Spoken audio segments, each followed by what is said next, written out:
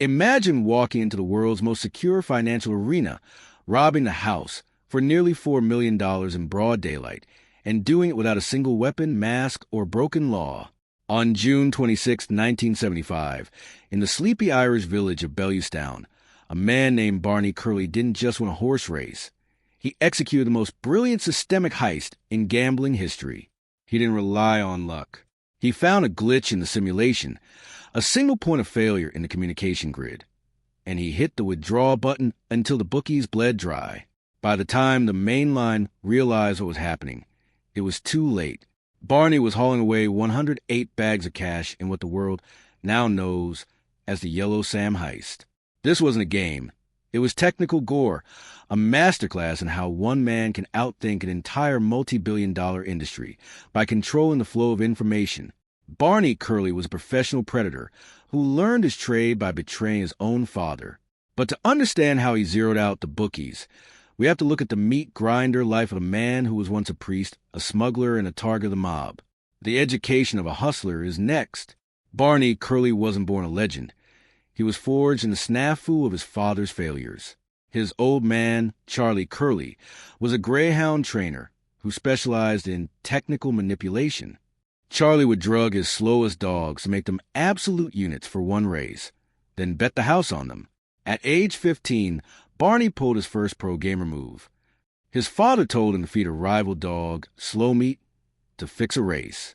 Barney didn't just disobey. He inverted the scam. He watched his father's dog lose while he secretly bet his own pocket money on the opponent. He betrayed his own blood for what would be $500 in today's money.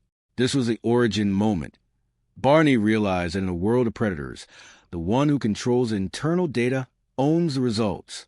The Curley family eventually hit the financial meat grinder. In 1956, a drugging scam went wrong. A dog failed to perform, broke its spine, and left the family buried in debt to some very dangerous people. Barney had to drop out of school and mainline 18-hour shifts in a factory to pay off the sharks. He saw the zinc coffin, future waiting for those who lose to the house. He tried everything. Opening pubs, managing bands, even smuggling razor blades across international borders. But the track was his true arena. He didn't want to play by the rules. He wanted to find the kill switch for the entire betting industry. By June 1975, Barney was backed into a corner. Over $150,000 in debt, adjusted for 2026 inflation. That's when a predator is most dangerous. He needed an asset. A horse that was a ghost on paper but a monster in reality. He found a horse named Yellow Sam, his father's old nickname. On paper, this horse was a technical disaster. In its last 9 starts, it hadn't even finished in the top 8. But Barney noticed a systemic error in the handicap data.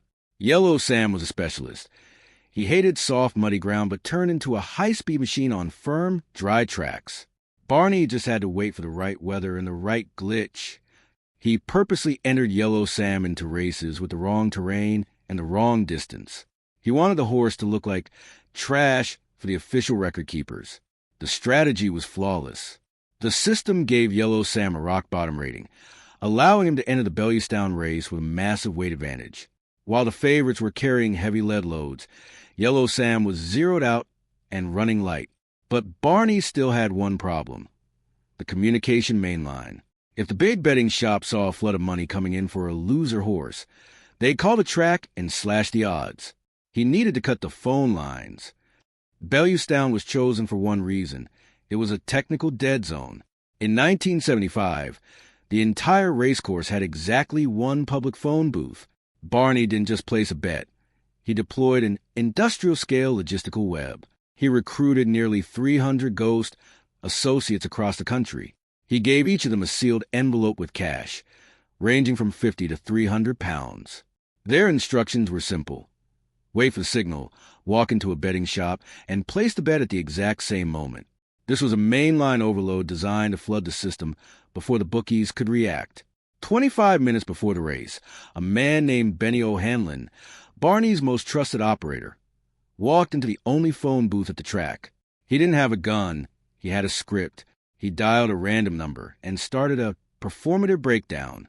He told the operator his aunt was on her deathbed, and he couldn't hang up. For 25 minutes, he occupied the only communication channel the bookies had. Behind him, furious bookmakers were banging on the glass, desperate to call their head offices to warn them about the ghost money flooding the shops. Benny didn't budge. The communication was SNFU'd. The odds stayed locked at 20-1. Barney wasn't in the stands.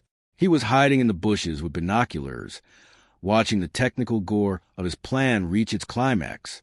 Yellow Sam, light as a feather on dry ground, didn't just win. He annihilated the field.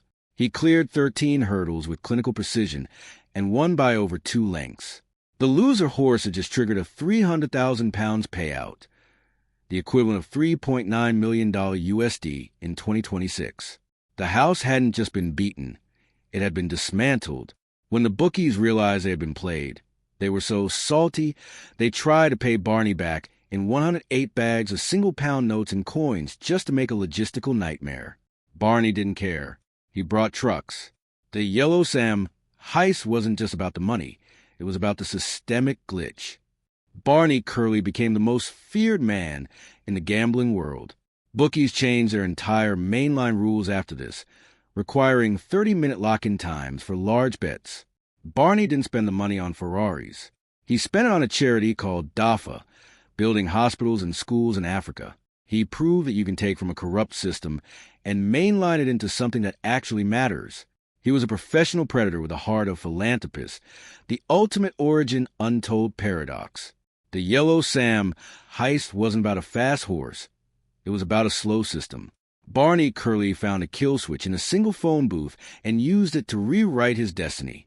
He proved that even the most powerful bookies in the world are vulnerable if you control the main line of information. As we look at the 2026 meat grinder in Ukraine, the tech has changed, but the logic remains. Find a glitch, hit the button, and zero out the threat. If you want to see the $2 billion ghost that provides the ultimate delete button from the stratosphere, watch our deep dive on the B-2 Spirit Bomber. And for the absolute resolve currently shaking the globe, watch our Venezuela report. Join the inner circle. Hit subscribe. This is the Origin Untold.